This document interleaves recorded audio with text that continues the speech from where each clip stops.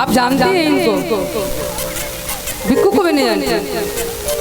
हाँ तब आप ही को हम भी यही कहते हैं कि अब ऐसे तो से मिलब जैसे और कि ना कोनो पहचान बा।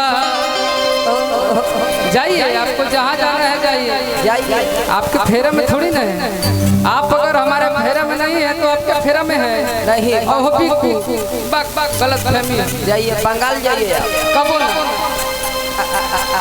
हमें बंगाली ना बंगाली कहे अरे कि तोहरे के मनले रही कि अपन भगवान से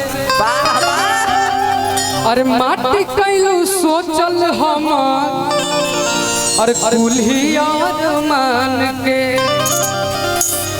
अरे की है मांगा तनिया हम तरफ से अरे कि प्यार कहरब ना ये दादा हम आप से बदनाम करके धाते हम सब से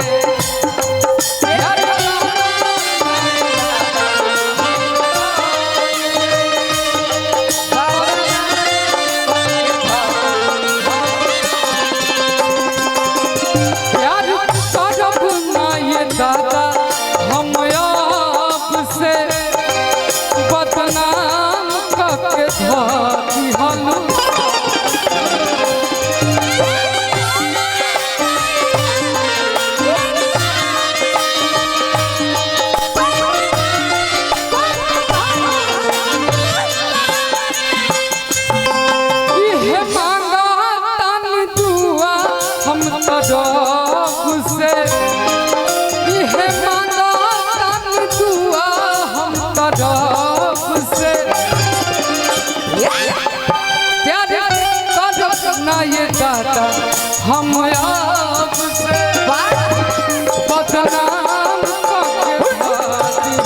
सब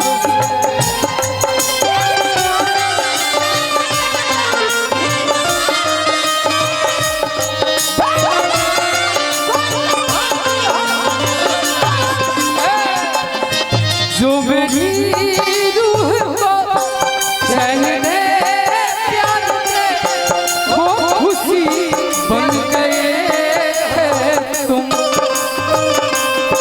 जिंदगी बन गए तुम जिंदगी बन गए प्यार कहना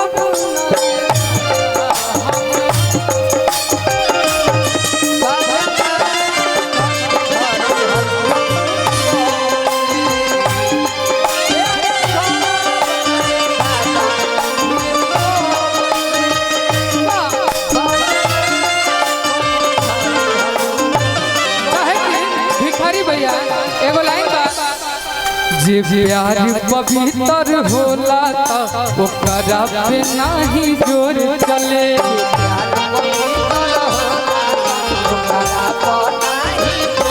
उड़ाला पंछी पिंजरा से तब तब शिकारी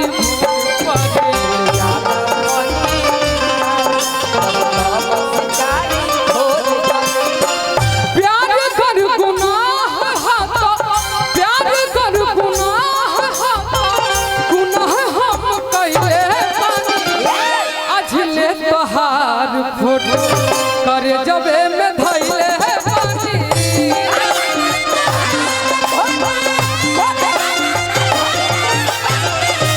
अजले तहार फोटो करे जबे में धैले रे पानी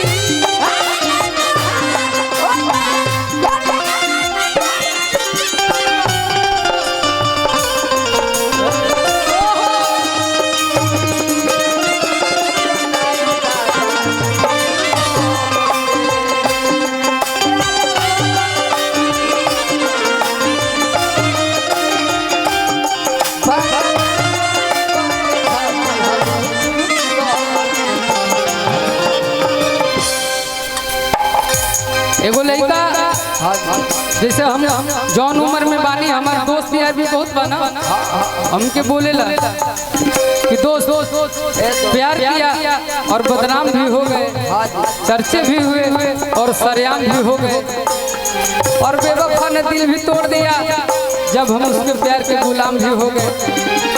बोलता है मेरा दोस्त कह कि अब हम लोग कहला बिल्कुल जाके बात बनावे ला, ऐसे हम सोच रहे खाली गाना गाए, बहुत गाना बा और ये भी गाना है।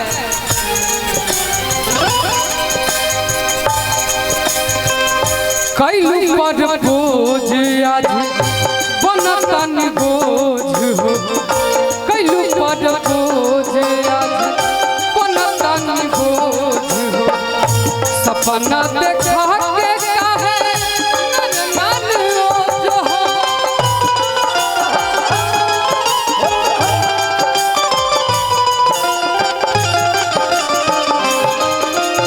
और शिवानी सब कुछ कर ला तू हमरा कतनो भुला देबू, ये प्यार का मामला है, जरा देखभाल के दिल वाले चलना संभाल के। आप भी बुनियार है, हम भी बुनियार है, बुनियार का जमाने का कीमत होता है, पैसा रुपया तो सब कमाता है, और हम उसमें के लड़कियां भूलने वाले नहीं, जिसका हाथ पकड़ते इंसान से कहते इंटरव्यू में नहीं बोलते कि हम नहीं जानते। देखो ठीक कहलू तू इतना बोल दिलू फिर हमरा करना डिस्टर्ब करवा दिया, लेकिन ताहर न मान हम ताहर न मान ताहर कहलिए से पौले रे पानी भैया अरे कितना झले ताहर फोटो